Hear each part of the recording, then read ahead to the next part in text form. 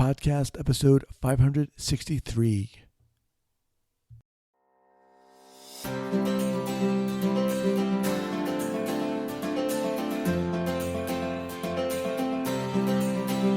right, welcome back to the Trauma Therapist Podcast. My name is Guy McPherson. My mission is to raise the awareness of trauma and to support and inspire new trauma therapists just starting out on the trauma-informed journey. I do that with my membership community, Trauma Therapist 2.0, my online courses and workshops, and the Trauma Therapist newsletter. If you're a therapist of any kind and you work with individuals who've been impacted by trauma, I invite you to head on over to my website at thetraumatherapistproject.com. That's thetraumatherapistproject.com. All right, let's get started. So 5, 4, 3, 2, and 1. All right, folks, welcome back to the Trauma Therapist Podcast. Guy McPherson here. I am very excited to have as my guest today, Niall McKeever. Niall, welcome. Thanks for having me, Guy. It's great to be here. All right, man, you are welcome. So Niall is an entrepreneur and psychology student from Northern Ireland. He's passionate about making great ideas more accessible. He's the founder of the Weekend University, an alternative education project which aims to make the most important ideas in psychology more accessible. To do this, he organizes monthly conferences featuring presentations from world-leading psychologists, professors, and authors. Niall is currently completing his MSc in psychology at the University of Stirling in Scotland. All right. So before we get going here, Niall, share with our listeners where you're from originally and where you're calling from now. Okay, so I'm originally from a place called Limavady in County Derry in Northern Ireland. And I'm actually, at the minute, I'm home. I'm doing like a big cycle from the top of the country to the bottom in a couple of weeks. So I'm back home at the minute training for that. So that's actually where I'm joining from. But I'm usually based in Glasgow in Scotland. But the Weekend University, actually, whenever we're doing live events outside of pandemic times, we're usually based in London. So that's where we're at, I suppose. Awesome. All right. So I first became aware of you. I saw some post or ad or whatever of a conference you guys have coming up, right? And it has Linda Curran in it. And I interviewed Linda. She's amazing. And I was like, wow, what is this? And then I looked further and I saw the Weekend University. And then we got into, I thought it was incredible. And this is what this podcast is about. I mean, you're doing something really amazing. You created this program, this Weekend University, and you're putting on conferences. And so first of all, congratulations. I mean, I think it's awesome. But give us, we'll talk more about this later, but give our listeners a snippet of what this conference is about and when it is. Okay, so you're talking about the conference on healing trauma? Yes. Okay, so we've got, we're running a 2-part event. The first part is actually this Sunday. By the time this gets out to your listeners, it's probably already been passed. But we're running a 2-part conference all around sort of different evidence-based approaches for healing trauma. So the first day, we're going to be covering EMDR. We're going to be covering post-traumatic growth. And we're going to be covering polyvagal theory. So that's going to be a talk from Dana on that there. And then on the second day, we're going to be looking at schema therapy, how that can be applied to treat trauma. We're going to be looking at yoga and the mind-body connection and how that can be used to treat trauma. And the final talk is on, it's slipping my mind right now. What is it? It's okay. People can go to the website. How can they find out about it or even future conferences? Yeah, if you just go to theweekenduniversity.com/events, you can see all of our upcoming events and also all of our past events there as well. Okay. All right. So let's start. How did you start this? Why did you start this? So when I was around, I'm 29 now. Whenever I was around 24, I was working for a startup in London, and in my head, I kind of thought, that would really excite me. That would be a really meaningful kind of career path to be in. I thought it would be really stimulating and enjoyable. But when I was actually there, I actually found myself quite miserable. I just wasn't enjoying life. I was just stressed out all the time, just working like crazy long hours. And in my spare time, I was reading a lot around psychology, watching a lot of psychology lectures online. And I sort of think, I'm really interested in this. Like, this feels like something really intrinsic, something I'm really motivated by. So I was like, right, will I go back and do a degree in psychology at the University of London? Like, is that what I should do? But in the UK, to do that, it's like, you're talking about at least £27,000 in tuition fees. You're talking about 3 years in time. So it's just this huge investment. And I was like, I'm not really sure what exactly I'm going to do after. So it just seemed like too risky to do that, just to Mm-hmm. stop doing what I'm doing. So then I started to think, maybe there's other people that are like me, that are in a similar situation, that are really interested in, psychology and the human mind, but they're not ready to go back into full-time education just yet. So then I started getting these ideas, like, what if I create this weekend university where people can come and get a full day of talks from like leading psychologists, professors, and authors, and they don't have to have this sort of huge upfront investment, and they can just sort of get the best bits of a university education without spending huge amounts of time and money. So it's just sort of a way to like dip your toe in the water without breaking the bank. So basically, we started organizing these monthly conferences at the University of London. It was actually the university where I was actually going to go study at. That's where we ran our events at. And we So did these were one live events. live events in Okay. person in central London.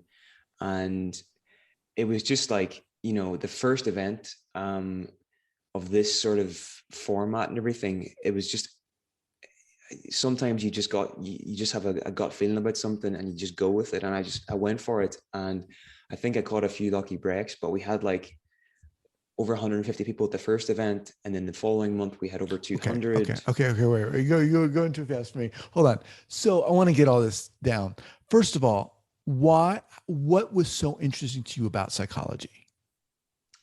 um a few different things.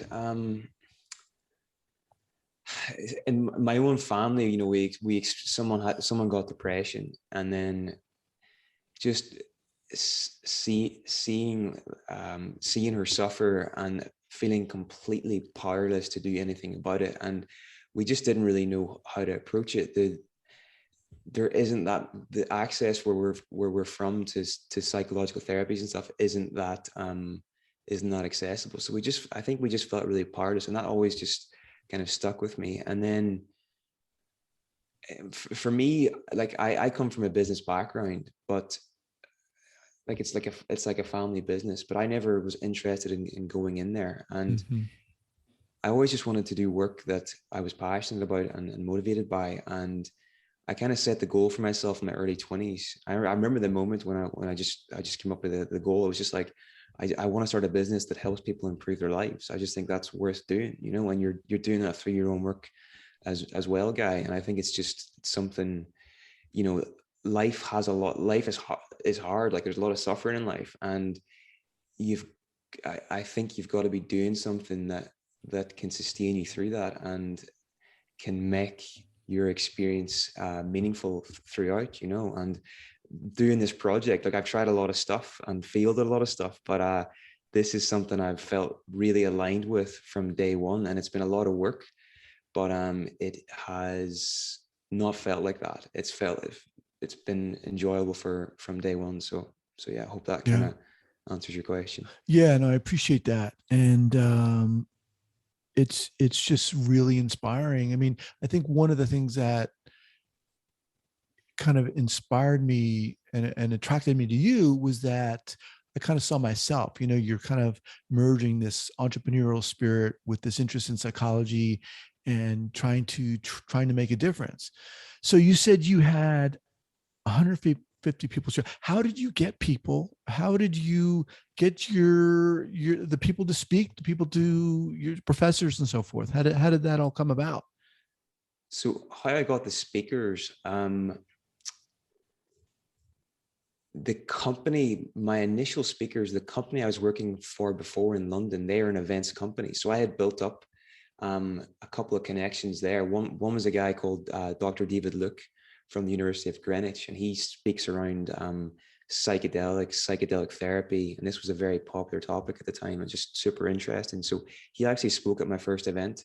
I was really into Jungian psychology at the time. I'm probably pronouncing that wrong, but No, that's right. I just emailed loads of potential speakers to give a talk on Carl Jung and the psychology of religion, which was just, I don't know, I was really interested in it. And then another talk was on just mental health and culture and our kind of cultural perceptions around mental health. So as I said earlier, you know, when you try something, you've no idea if it's going to work or not. And whenever the event was going, it was just like for the first time in, I would say about 6 months or something, I just could breathe out and just go, this is working. You know, it was just such a relief. And I'm sure like you've started your own project, you've had that kind of similar experience yourself. Oh yeah. Oh yeah. It's I mean, I part of me feels this like it's kind of a ridiculous question. You know, how do you get your speakers? You ask them, right? You just simply call them up and you ask them, or email them and you ask them. So you know, you had some connections and they came, and you said 150 people showed up to your first one, Yeah. which Yeah. is crazy. How did you get the people? For that one, it was a combination of just um, figuring out organizations that and communities and bloggers and people that would already have a community of people that would be interested in this kind of event, and then just picking up the phone or writing an email and offering them some kind of like discount for their community or Mm-hmm. things like that. There, like it wasn't like it was a lot of work, Yeah. Yeah.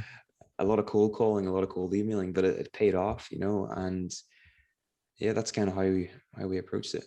Now, when was that first one? Initial So one. that was December 2017. So we've done one every month since then, and Oh wow. all of these lectures are available on our YouTube channel for free of charge if anybody wants to check Okay. them out as And well. that's the Weekend University. Go to YouTube and just type in the Weekend University. Yeah, you'll find stuff there. You'll find stuff there in trauma as well. We've Okay. had talks from like Richard Schwartz, Deb Dana. We've had talks on somatic experiencing.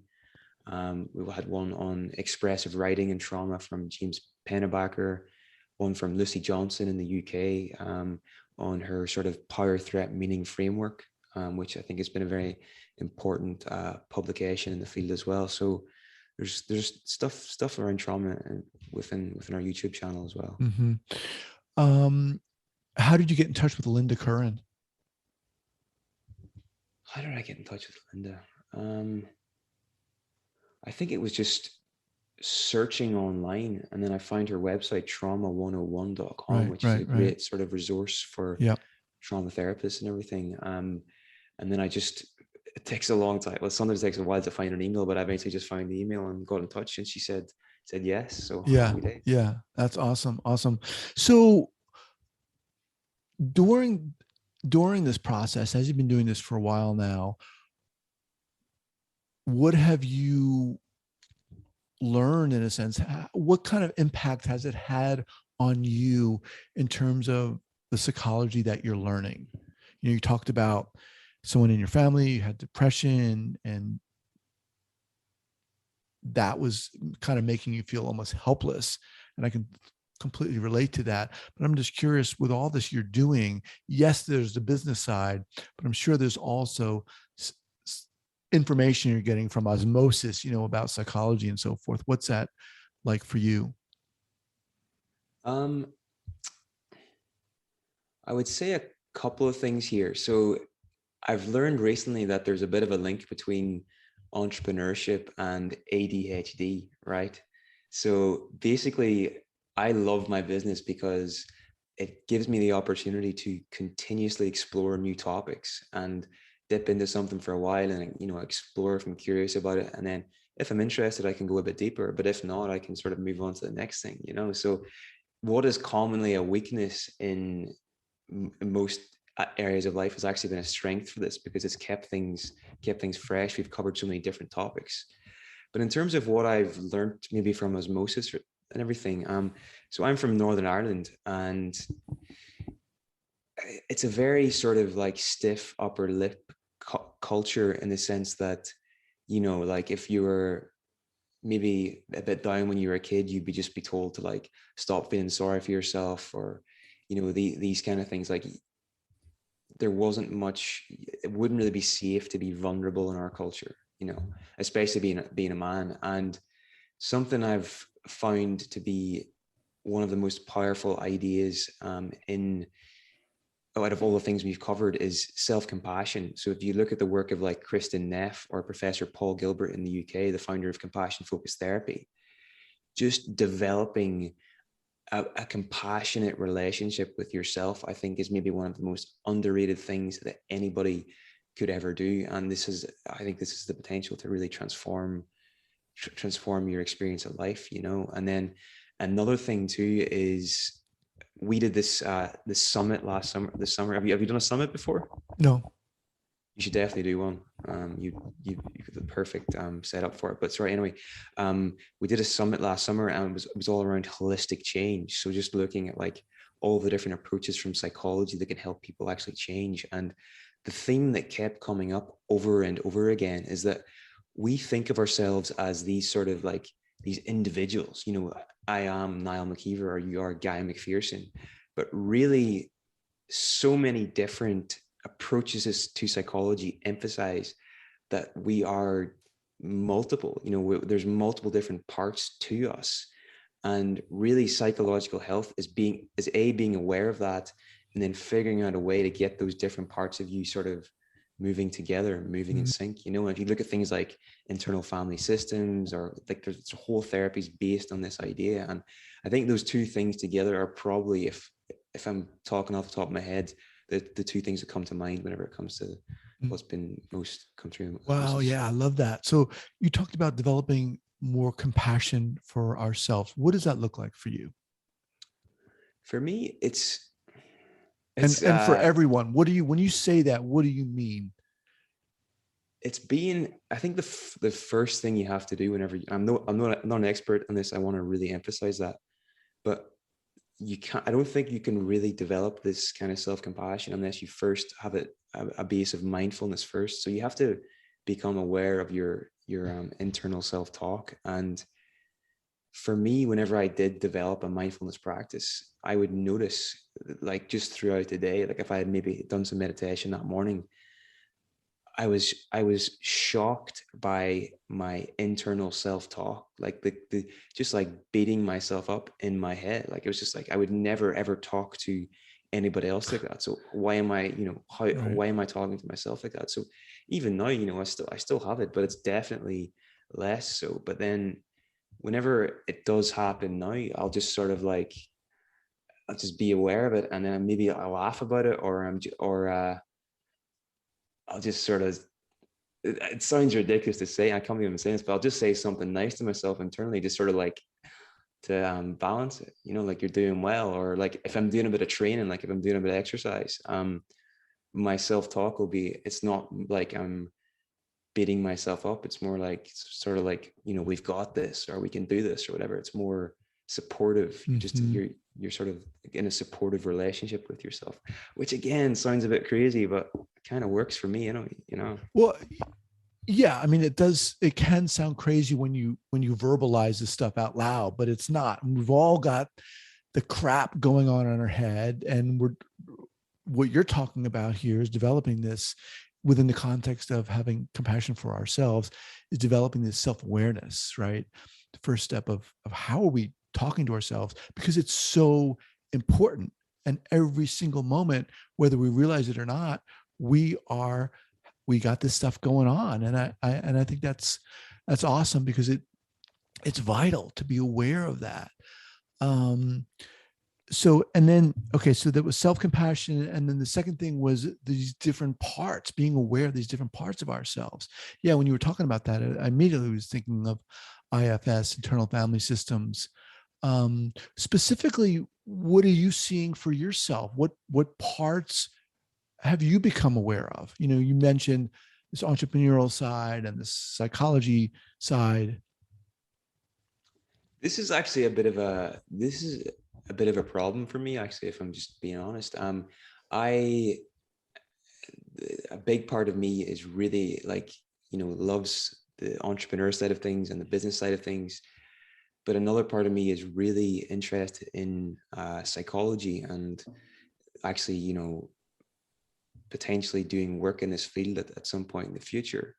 And I just have to be very careful not to let one sort of part of me sort of get out of balance and, take over the show. And I like, there's been like I'm doing this degree at the minute. It's a conversion degree in psychology, and I've taken a leave of absence from it before just to focus on the business. And I went back after doing that, but it was just one part of me sort of, I suppose, got the better of me. And I regretted it and knew it was the wrong decision, and I decided to go back and study after. So I think just being aware that we do have these different parts of ourselves that want different things at different times, and trying to take a sort of holistic view of your life and take a long-term view of your life and think, I might want this now, but in the future, I'm probably going to want other things as well. And I don't know if that's making sense, but that's it is. And as you're saying that, Niall, I'm thinking to myself, sometimes I think balance is very elusive. And I think we trick ourselves into thinking we have to be like juggling, the flaming machetes of life. And sometimes it's impossible to have that balance. And sometimes one part of ourselves does step up. And I think, personally speaking, I think that's okay. I think it's sometimes very impossible to think that, I can have this one part of myself, owning this certain percentage of my life, and another part of myself owning the same percentage.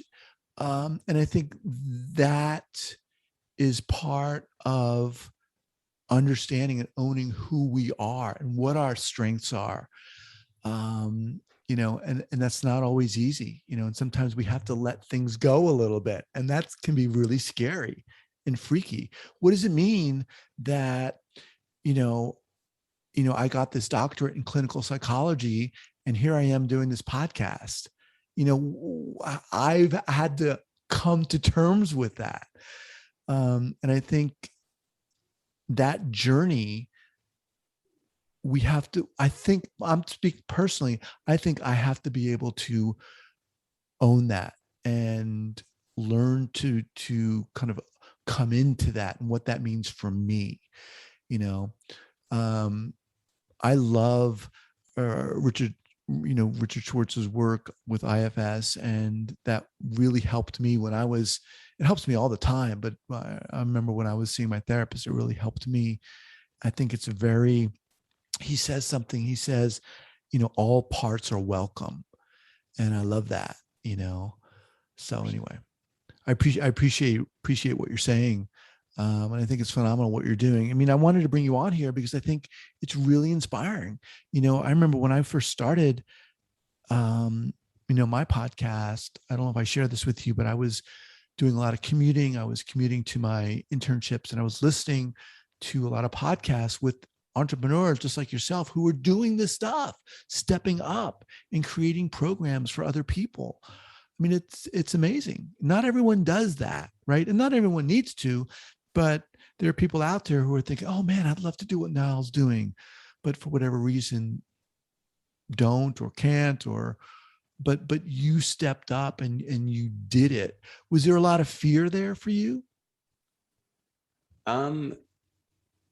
Before I did it, I think before you do anything new, I'm sure you're aware of this yourself. There's always a tremendous amount of uncertainty, and yeah, there was fear there. But for me, the alternative was more scary. For me, the alternative of just sort of playing it safe and just not sort of stepping out into I'm doing inverted commas here, like into the wilderness, and just trying to make an adventure of life. I think that's kind of what we're here for. We're here to have as much as possible to have an exciting experience, and I really wanted that in my life, and it was worth taking the risk to do that. But the thing is that whenever it's almost cliche to say, but like honestly, whenever you make up your mind to do something and you really just make the decision and you commit to it, that kind of goes away. You just sort of put it behind you and you're just in the thick of life, and you're flowing with it, and it's great. And there's loads of times, I'm sure everybody experiences this, where you're sort of before that moment of making the decision. And that's the worst part. But as soon as you've done that, as soon as you've, pulled the trigger or whatever, it's not that it's all like easy after, but you just, there's no more ruminating in your head about, am I doing the right thing? Am I not? You're just in the flow of action. And I think that's kind of where we're supposed to be, Was there any, what they call imposter syndrome? Who am I to do this? I'm not Bruce Perry or Bessel van der Kolk. How am I supposed to put on a trauma conference when I'm a student? Was there any of that?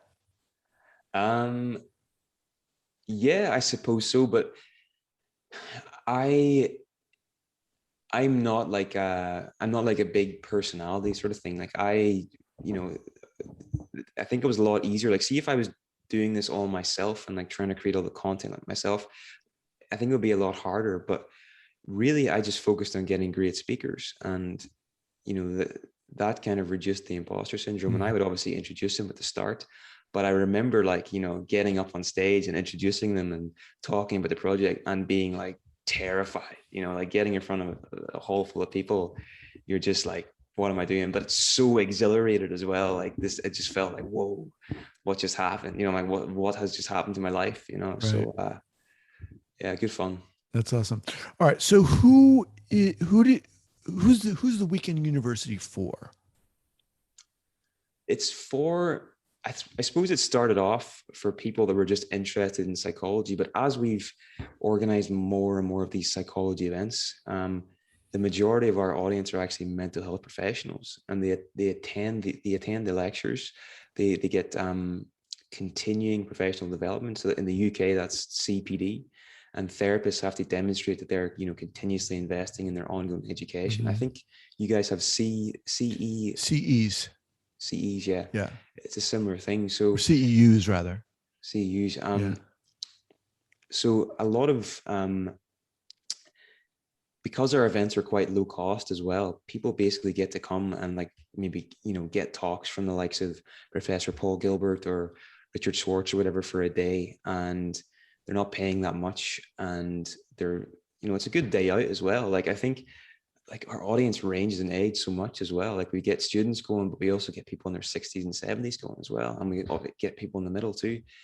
And it's just like they get to go back and be a student for the day, like it's like being a university student. You're actually in a lecture theater, and yeah, it's good fun. So I would say, just sort of to answer your question, mainly it's for mental health professionals or anybody doing any kind of one-on-one work where they are they're just helping people to sort of improve their lives. And that's kind of why I love what we do, because if we can, like you're doing as well, if we can train, or if we can help to facilitate education between these great teachers and people that are helping people, you're helping helpers, and it has exponential effects. So let's say you help a therapist that works with 50 clients in their lifetime. Like that's not just one person that benefits from the education, it's potentially 50 people, Right. So it's work worth doing, I think. That's awesome. So you talked about the live events. Are these events online also? Can people watch virtually or what? So at the minute, everything is online because of the pandemic. In the future, whenever we can go back to doing live events, it's going to be a hybrid. So we're going to do the actual live event in the University of London, but we're going to live stream it to anybody that wants to tune in remotely, because with people sort of coming from America now, with people in Australia, New Zealand. So we want to make sure we keep the service going for those guys too. Awesome. All right, Niall, what's the best way for people to get in contact with you? If you just go to theweekenduniversity.com, there's contact information on there. That's probably the best way to get in touch. Awesome. Dude, so inspiring. I love it. It's a pleasure having you on here. And you mentioned, I don't know if we did this on as we were recording, but you mentioned a bike ride you're taking. Yeah. Nice. How far is that? How long is that? It's so it's from the very top of Ireland to the very bottom. It's called Top to Toe. It's actually to raise money for Marie Curie, for terminal illness. So that starts now in a couple of weeks. Wow. And yeah, super excited about that. Just awesome. How many miles is it? To look forward to. I'm not sure, because we do it over the course of 7 days. Okay. it's not like, you know, one of these ultra triathlon like Ironman things. Like it's going to be tough, but not Right. like a killer, you know. Right. Awesome. Man, it was great. Pleasure talking to you, and love to have you back. And just thank you for what you're doing. You're inspiring a lot of people out there. Guy, it's been my pleasure. Thank you for some great questions. It's been a lot of fun to talk to you today. All right, man. Take care. Thanks. Thank you so much for listening and supporting this podcast. And if you'd like to join the hundreds of other therapists who are each month keeping up to date and informed and inspired about what's going on in the world of trauma, I'd love to invite you to head on over to the Trauma Therapist newsletter. That's the traumatherapistnewsletter.com.